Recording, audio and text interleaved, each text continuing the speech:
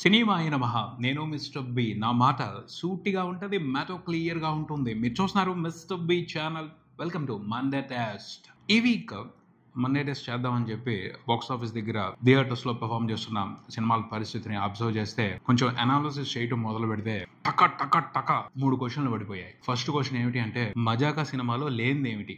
Return of the dragon ఈ సినిమాలో ఉన్నదేమిటి? మూడో క్వశ్చన్ ఎందుకీ పక్షపాతం? కన్ఫామ్ గా లాస్ట్ వీక్ బాక్స్ ఆఫీస్ దగ్గర చూస్తే స్పష్టంగా పక్షపాతం కనిపించింది. మజాకా, డ్రాగన్ ఈ 2 సినిమాల పెర్ఫార్మెన్స్ ని కంపేర్ చేసి చూస్తే Mazaka straight Telugu cinema, Dragon dubbing cinema.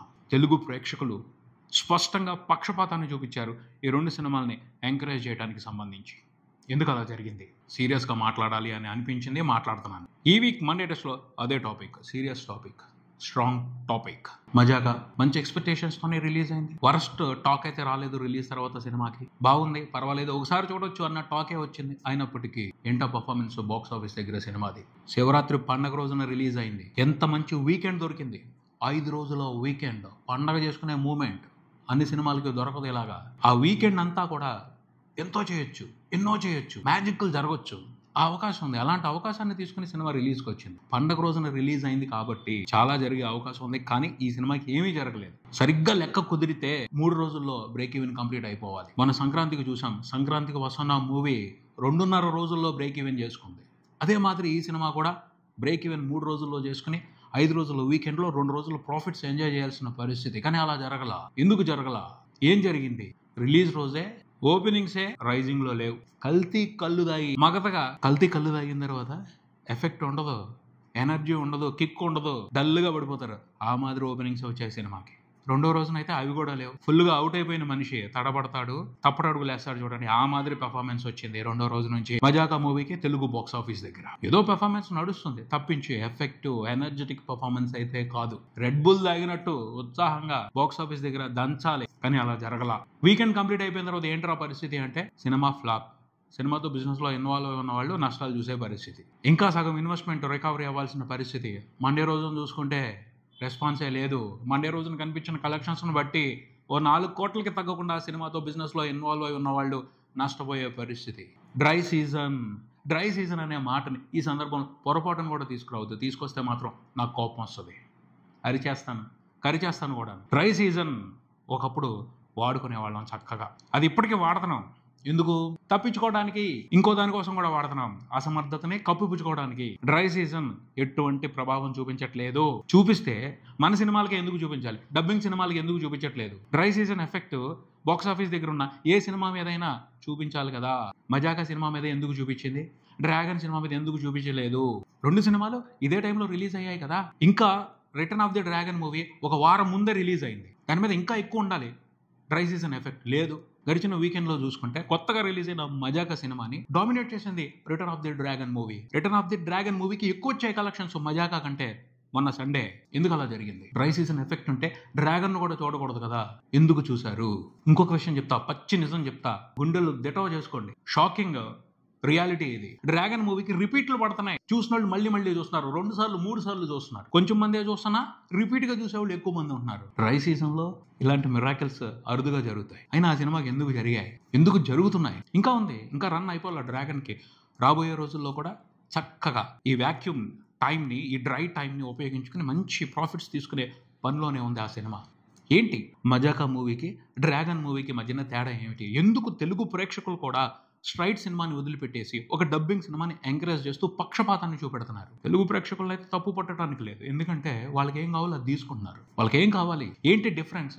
ఆ సినిమాలో లేనిది ఈ సినిమాలో ఉన్నది ఏంటి? కిక్ ఇచ్చే ఎంటర్టైన్మెంట్, నచ్చే ఎంటర్టైన్మెంట్, మెస్మరైజ్ చేసే ఎంటర్టైన్మెంట్. యావరేజ్ రొటీన్ ఎంటర్టైన్మెంట్ కాదు వాళ్ళు కోరుకుంటుంది. స్పెషల్ మెస్మరైజింగ్ ఎంటర్టైన్మెంట్ కోరుకుంటున్నారు. అది డ్రాగన్లో ఉంది. అందుకని ఆ సినిమాని ఎంకరేజ్ చేస్తున్నారు.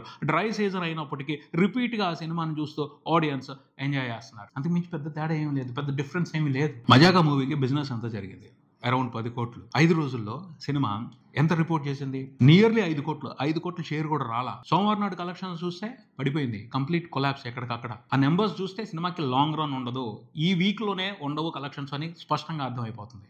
నష్టం తప్పదు. నష్టం అనే మాట వినపడుతుంది అంటే మజాకా మూవీ మండే టెస్ట్లో ఫెయిల్ అయింది. Return of the dragon movie విషయానికి వస్తే ఫస్ట్ వీక్లోనే బ్రేక్ ఈవెన్ కంప్లీట్ చేసుకుని ప్రాఫిట్స్ తీసుకోవడం మొదలుపెట్టింది. సెకండ్ వీకెండ్లో కూడా మజాకా మూవీని పక్కన పెట్టి మజాకా మూవీ మీద డామినేషన్ ప్రదర్శిస్తూ బ్రహ్మాండంగా షేర్ తీసుకుంది. దాదాపు 3 కోట్ల వరకు షేర్ చూసింది గడిచిన వీకెండ్లో కూడా సినిమా. ఆ 3 కోట్లు పక్కాగా ప్రాఫిట్ సినిమాకి తెలుగు వరకు జరిగిన బిజినెస్ 4 కోట్లే. 10 రోజుల తర్వాత చూసుకుంటే వచ్చిన షేర్ 2 తెలుగు రాష్ట్రాల వరకే 9 కోట్ల వరకు ఉంది. దాదాపు 5 కోట్ల వరకు ప్రాఫిట్. బ్రహ్మాండం ఇది. Double profit, double blockbuster cinema. రూపాయికి 2 రూపాయలు మిగులుతున్నాయి. డ్రై సీజన్ లో ఒక సినిమా ఇలాంటి సక్సెస్ చూడటం అనేది చిన్న విషయం కాదు, టాప్ లేచిపోయే విషయం. ఇక డ్రై సీజన్, ఆ సీజన్, ఈ సీజన్ అని సాకులు చెప్పడం మానేయాలి. కంటెంట్ కరెక్ట్ గా ఉంటే ఏ సీజన్ లో అయినా ఆడియన్స్ సినిమాని ఎంకరేజ్ చేస్తారు. ఆ విషయాన్ని అర్థం చేసుకోవాలి. ప్రతిసారి ఇది జరుగుతుంది. తెలుగు సినిమాలు డ్రై సీజన్ అని, ఆఫ్ సీజన్ అని తప్పించుకుంటున్నాయి. ఆ టైంలో డబ్బింగ్ సినిమాలు వచ్చి ఎంచక్క మార్కెట్ని దున్నుకుంటున్నాయి, ప్రాఫిట్స్ తీసుకుంటున్నాయి, వెళ్తున్నాయి. రేపు కూడా చూడండి, మార్చి 7న దాదాపు 10 సినిమాలు రిలీజ్ అవుతున్నాయి. అందులో 5 స్ట్రైట్ తెలుగు సినిమాలు. అవేంటో ఎవరికీ తెలియదు. వాటి గురించి సరైన గుర్తింపు కూడా లేదు.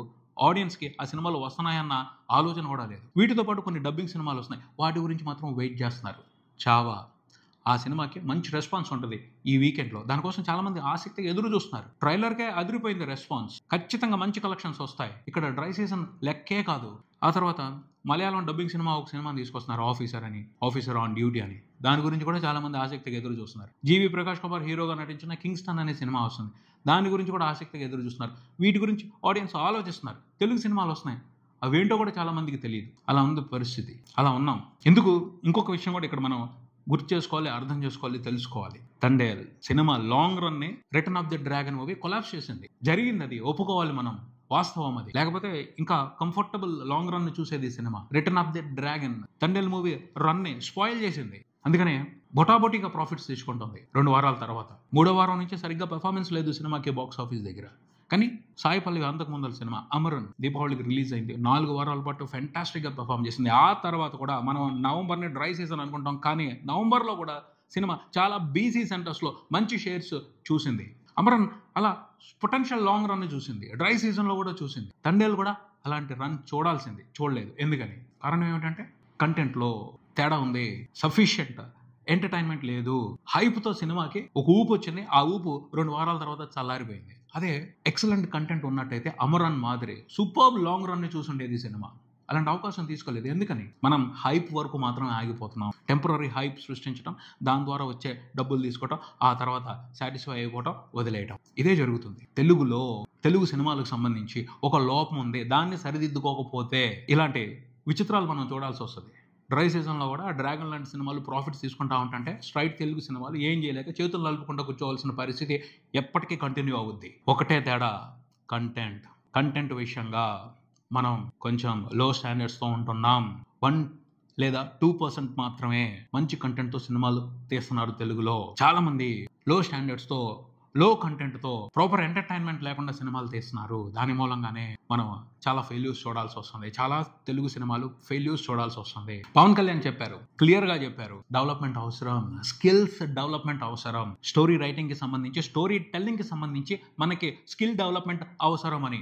ఎస్, ఆ విషయాన్ని మనం ఒప్పుకోవాలి. గ్యాంబ్లింగ్ నడుస్తుంది తెలుగు సినిమాలు తీయడానికి సంబంధించి. ఐటమ్స్ పెట్టుకుంటున్నారు, లేకపోతే సీజన్ ఎఫెక్ట్ని ఉపయోగించుకుని ఆడియన్స్ ఇంట్రెస్ట్ని క్యాష్ చేసుకుంటున్నారు తప్పించి క్వాలిటీ స్టాండర్డ్స్ ఉన్న కంటెంట్ని ఎక్కువ సినిమాలు రూపొందించట్లేదు, తయారు చేయట్లేదు. దాని మూలంగానే ఈ ప్రమాదం జరుగుతుంది. ఇది కరెక్ట్ సిచ్యువేషన్ కాదు. ఇందులో మార్పు రావాలి. మంచి కంటెంట్ ఉంటే డ్రై సీజన్ లేదు, ఈ సీజన్ లేదు, ఆ సీజన్ లేదు, ఏ సీజన్లో అయినా సినిమాకి ప్రాఫిట్స్ వస్తాయి.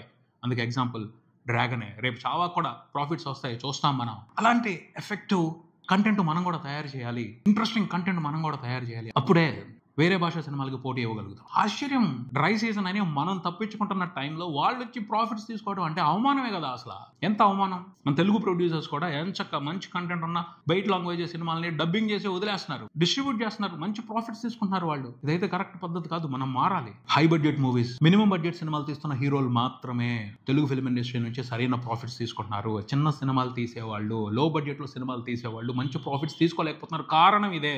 వండర్ఫుల్ ఆర్టిస్టులు ఉన్నారు తెలుగులో, సూపర్ టెక్నీషియన్స్ ఉన్నారు తెలుగులో, అంతకు మించి అద్భుతమైన ఆడియన్స్ ఉన్నారు తెలుగులో.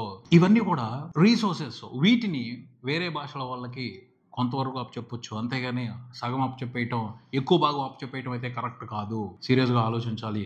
యంగ్ ఫిల్మ్ మేకర్స్కి నేను చెప్తున్నాను. ఎందుకంటే ఆల్రెడీ సెటిల్ అయిపోయిన వాళ్ళు, సినిమా ఇండస్ట్రీలో పాతుకుపోయిన వాళ్ళు, వాళ్ళకి దీనివల్ల పెద్ద ఇబ్బంది ఏమి ఉండదు, వాళ్ళకి నష్టం ఏమి ఉండదు. కావాలంటే డబ్బింగ్ సినిమాలని తీసుకొచ్చి థియేటర్స్లో వేసుకుని ప్రాఫిట్స్ తీసుకుంటున్నారు. వాళ్ళకి పోయేదేమి ఉండదు. నష్టపోయేది ఎవరు అంటే సినిమా అంటే ఇష్టం ఉన్న వాళ్ళు, సినిమా మీద ప్రేమతో, సినిమా మీద పిచ్చితో రోడ్లు వెంబడి తిరుగుతున్న వాళ్ళు నష్టపోతూ ఉంటారు. అందుకే చెప్తున్నాను, ట్రెండ్ను ఫాలో అవ్వద్దు, కమర్షియల్ సినిమాల్ని గుడ్డిగా నమ్మొద్దు. మీకంటూ ప్రత్యేకమైన టాలెంట్ని బిల్డ్ చేసుకోండి. ఆ టాలెంట్తో ఆడియన్స్ని ఇంప్రెస్ చేయడానికి కొత్త తరహా ఆలోచనలతో రండి. మన రిసోర్సెస్ని వేరే భాష లాంగ్వేజెస్కి ఎక్కువ ఇవ్వకూడదు, కొంతవరకు ఇవ్వాలి. ఇది ఇక్కడికి. మరో వీడియోతో మళ్ళీ కలుద్దాం. ఈ వీడియో మీకు నచ్చితే లైక్ చేయండి, మీ ఫ్రెండ్స్తో షేర్ చేసుకోండి, మీ అభిప్రాయాన్ని కామెంట్ చేయండి, ఈ ఛానల్ని సబ్స్క్రైబ్ చేయండి. నేను మిస్టర్ బి.